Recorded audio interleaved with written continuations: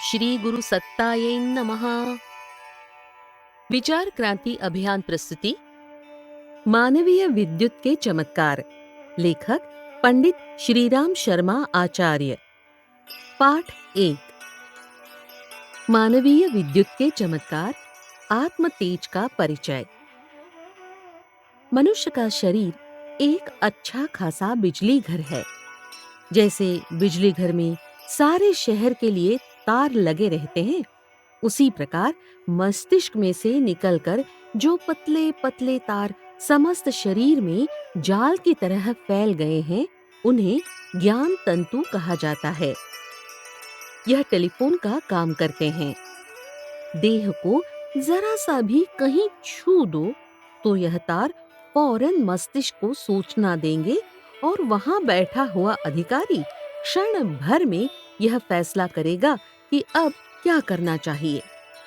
पांव में चींटी काट खाए तो तुरंत ही ज्ञान तंतु इसकी रिपोर्ट मस्तिष्क में पहुंचाएंगे और मस्तिष्क बिना एक क्षण का विलंब लगाए उस चींटी के काटते ही हम अपना पैर फटकारते हैं, जिससे चींटी छूट जाए और काटे हुए स्थान का विष खुजलाने से निकल जाए एवं रगड़ से वही खून का दौरा विशेष रूप से होने लगे, जिससे घाव भरने में शीघ्रता हो। यह ज्ञान तंतु सर्दी, गर्मी, हवा, नमी आदि की भी सूचना पहुंचाते हैं, जिसके आधार पर उनसे शरीर की रक्षा का कपड़े, छाते आदि से प्रबंध किया जाता है। कुछ तार इतने मोटे होते हैं जिन्हें नसें कहते हैं। कहने को तो ये खून बहाने वाली नलियां कही जाती हैं, परंतु सूक्ष्म दृष्टि से देखने पर यह विद्युत बहाने वाले तार हैं। जब इन नसों की बिजली मंद पड़ जाती है तो खून बहता रहता है, पर शरीर में बड़ी जड़ता या अकड़न आ जाती है। उसमें दर्द होने लगता है। गठिया की बीमारी में या अन्य नसों संबंधी रोगों में कहीं खून का बहना बंद नहीं होता, क्योंकि खून न पहुंचने पर तो वह अंग मर ही जाएगा। वरन नसों की बिजली बंद पड़ जाने के कारण वे निर्बल और कठोर हो जाती है। जब उन पर रक्त या अन्य कार्यों का दबाव पड़ता है तो उन्हें बर्दाश्त नहीं होता और दर्द, दाह या उत्तेजना का अनुभव करने लगती हैं। रक्त या मांस में जो जीवनी शक्ति या सजीव तत्व है, वह एक प्रकार की बिजली है। शरीर से बाहर निकल जाने पर जब रक्त की बिजली हवा में उड़ जाती है, तो वही वस्तु जो एक क्षण पूर्व बड़ी सक्रिय थी, दूसरे ही क्षण निर्जीव मृत होकर सड़ने एवं दुर्गंध फैलाने लगती है। प्राणांत होने के उपरांत शरीर की सब धातुएं मिट्टी हो जाती हैं। किसी प्राणी का वध किया जाए तो उसके शरीर की बिजली तुरंत ही समाप्त नहीं हो जाती है, वरन धीरे धीरे घटती है। जिस अनुपात में वह घटती जाती है, उसी प्रकार उसी अनुपात में मांस निर्जीव होता जाता है। अधिक समय तक रखा हुआ मांस जब दूषित विद्युतहीन हो जाता है, तब वह बेकार हो जाता है, खाने के काम में नहीं आ सकता। आत्मा इस विद्युत शक्ति का आद्य बीज है। छोटे से शरीर की थोड़ी भी शक्ति पर दृष्टिपात करने से आत्मा एक बहुत छोटी वस्तु प्रतीत होती है, क्योंकि उसके चलने फिरने, बोझ उठाने, काम करने, सोचने आदि की शक्तियां बहुत सीमित मालूम पड़ती है। कई बातों में तो मनुष्य की अपेक्षा अन्य जीव जंतु अधिक शक्ति रखते हैं। मोटी दृष्टि से देखने में प्राणी चाहे जितना तुच्छ प्रतीत क्यों न हो, पर उसमें एक बड़ा ही अद्भुत गुण है। वह है उसकी उत्पादन शक्ति। बरगद का छोटा सा बीज अपने पेट में एक बड़ा भारी विशाल वृक्ष छिपाए रहता है, और जब भी उसे अवसर मिलता है, अपनी उस छिपी हुई शक्ति को वृक्ष बनकर प्रकट कर देता है। जीव चैतन्य है और अपना पोषण अनंत चेतना से प्राप्त करता है।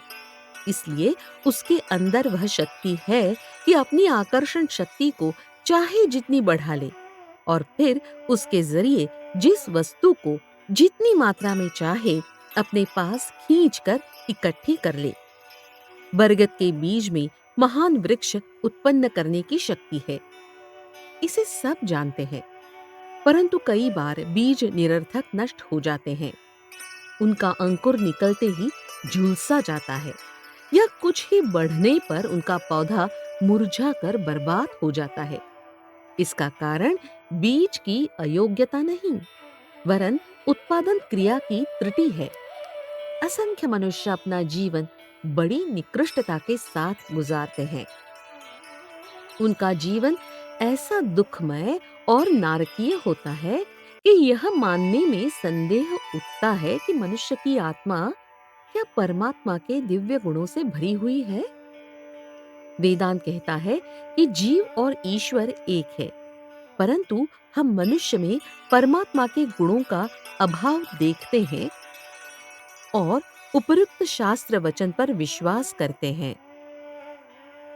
हमें जानना चाहिए कि वर्तमान स्थिति में मनुष्य बीज है और परमात्मा वृक्ष।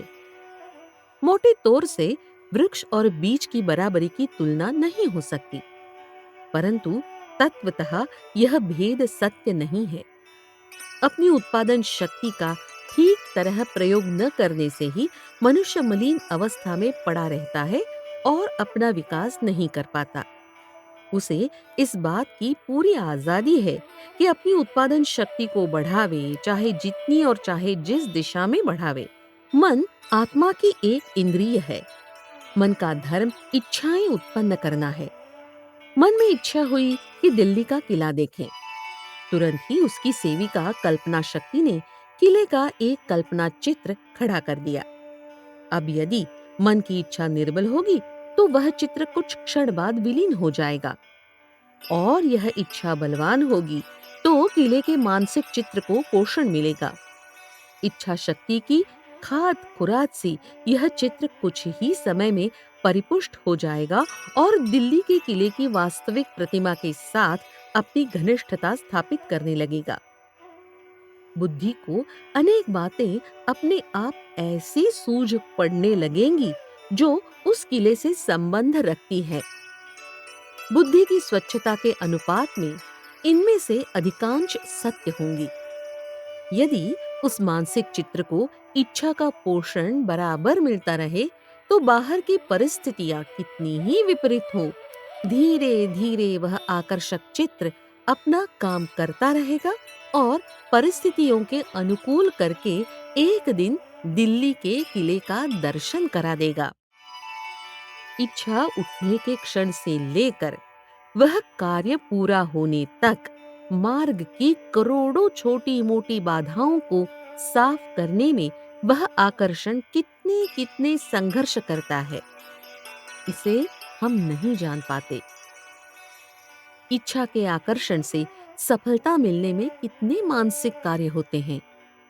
मानसिक विद्युत असंख्य प्रकार की शारीरिक, मानसिक तथा बाहरी परिस्थितियों को कितने बलपूर्वक चीर चीर कर अपना रास्ता साफ करती है।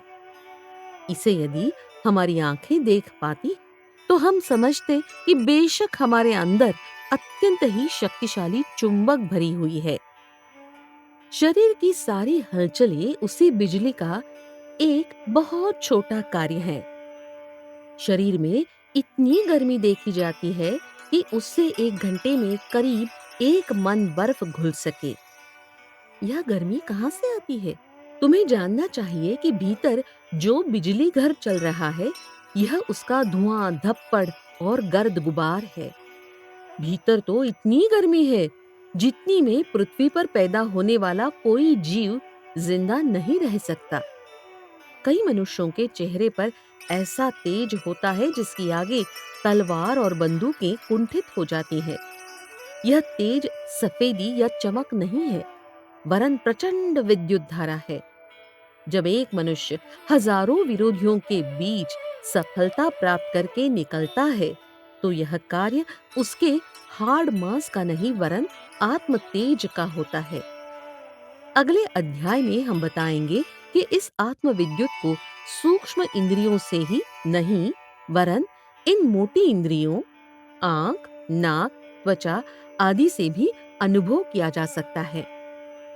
यहाँ तो हमारा अभिप्राय यह बताने का है कि शरीर की सारी हरकतें उस विद्युत के द्वारा हो रही हैं, जो मन की महान विद्युत का एक अंश है। एक डॉक्टर ने हिसाब लगाकर बताया कि हमारे शारीरिक और मानसिक कार्यों को चलाने में जितनी विद्युत शक्ति खर्च होती है, उतनी से एक बड़ा मिल चल सकता है। छोटे बच्चों में भी इतनी बिजली काम करती है जिससे रेल का इंजन दौड़ सके। शरीर के कामों में मन की 1/3 से भी कम बिजली खर्च होती है। शेष भाग को पूरा करने के प्रयत्न में लगा रहता है। जो जैसा बनना चाहता है वैसा बन जाता है। इसका रहस्य यह है कि मन जैसी इच्छा करता है, कल्पना वैसे मानसिक चित्र रचती है और लगातार की इच्छा से इन चित्रों में ऐसा चुंबक पैदा हो जाता है कि वैसे ही भौतिक पदार्थों को अपने निकट खींचते हैं। किसी वस्तु को लाने, उठाने, ले जाने, प्राप्त करने में सदैव कुछ प्रयत्न करना पड़ता है। इच्छा की तीव्रता के अनुसार मन की धारा चारों ओर उड़ उड़ कर अनुकूल वातावरण तैयार करती है। शरीर में वैसी क्रिया उत्पन्न करती है। बुद्धि में तरकीबें उठाती है, संकटों का मुकाबला करने योग्य साहस देती है और ऐसी ऐसी गुप्त सुविधाएं उपस्थित करती है जिन्हें हम जान भी नहीं पाते। कहते हैं कि अमुक मनुष्य ने ऐसे ऐसे प्रयत्न करके अमुक कार्य पूरा किया। तत्वदर्शी जानता है कि यह प्रयत्न उसके शरीर ने नहीं किए, वरन मन ने किए हैं। यदि उसकी तीव्र इच्छा न होती तो शायद ही वह पूरा होता। देखते हैं कि कई आदमी मामूली से कामों को ठीक प्रकार से नहीं कर पाते। उन्हें छोटा सा काम करने में घंटों लग जाते हैं। करने के बाद थकान अनुभव करते हैं या झुंझलाते हैं। समझना चाहिए कि इनके मन को इच्छा शक्ति ने इस कार्य को पूरा करने में सहयोग नहीं दिया। उन्होंने केवल शरीर को घसीटा है। वह जैसा कुछ कर सकता था किया है। देह के पास तो अपना भीतर का काम करने के लिए काफी है। उसी से बाहर के काम भी लिए जाए तो जरूर थकान झुंझलाहट आवेगी। इसीलिए याद रखना चाहिए कि किसी कार्य का सफलतापूर्वक होना, प्रसन्नतापूर्वक होना इस बात पर निर्भर करता है कि उसके लिए अधिक से अधिक मन से इच्छा आकर्षण का उपयोग किया जाए, क्योंकि यही तो उत्पादन का मूल स्रोत है।